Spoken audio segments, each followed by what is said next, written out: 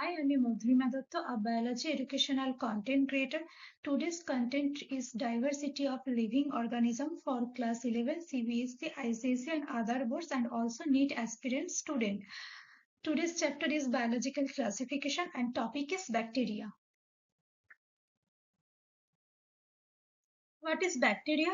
Bacteria are omnipresent and can be found in water, air, soil, in and on other organisms and in all environments where life can exist. Bacteria are classified into different types using different criteria.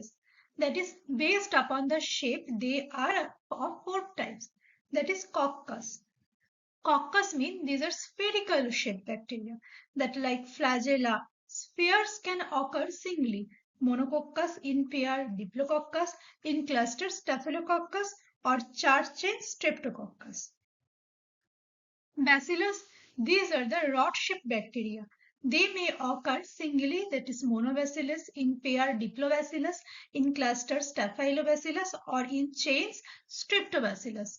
Spirillum, these are bacteria that are screw-shaped or are twisted. They occur as single cells.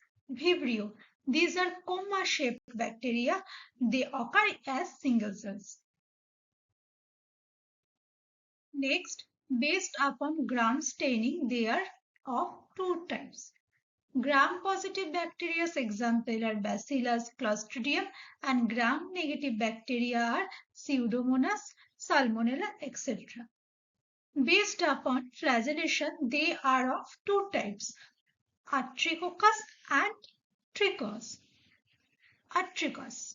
These are bacteria without flagella or occurs former Atrichus. And Trichus, these are the bacteria that do have flagella. Depending upon number of flagella, they may be monotrichus, lophotrichus, amphitrichus, and peritrichus. Monotrichus, bacteria having a single flagellum attached at one end, example Vibrio cholera, and Lophotrichus, bacterial cell having tuft of flagella attached at one end, example Spirillum voluntans, and Amphitrechus, bacteria having one or more flagella attached at both ends, example Nitrosomonas. Peritrichus, bacteria having flagella evenly distributed throughout the surface of bacterial cell, example Escherichia coli.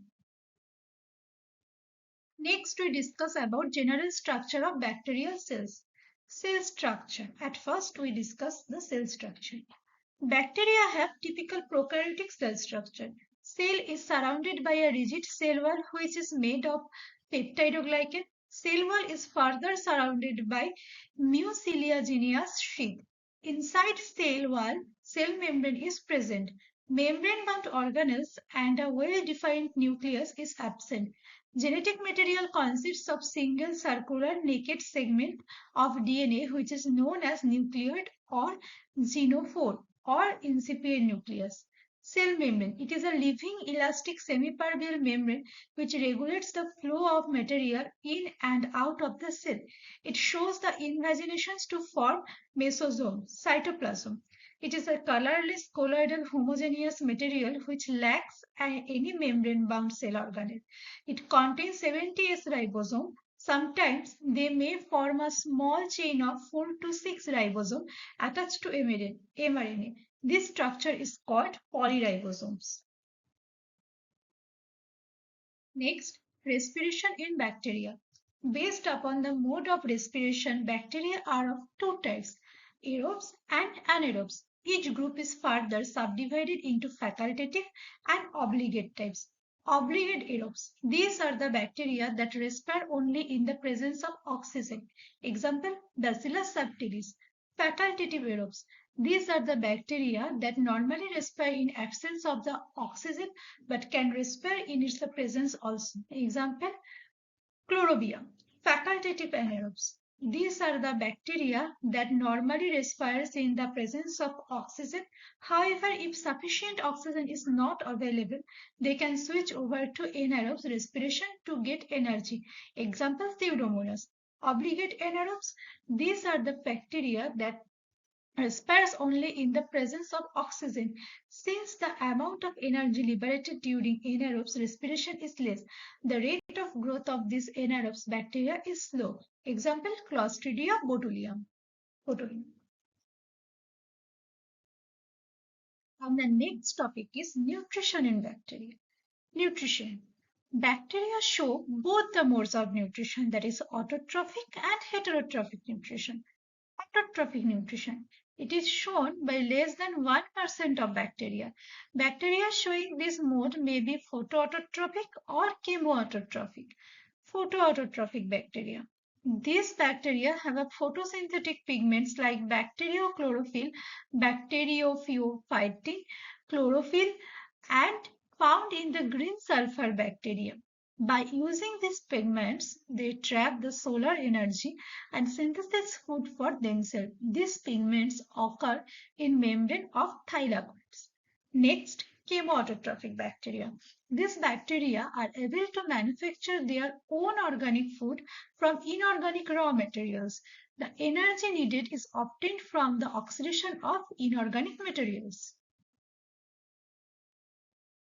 Next, different types of chemoautotrophic bacteria are nitrifying bacteria, sulfur oxidizing bacteria, and iron bacteria.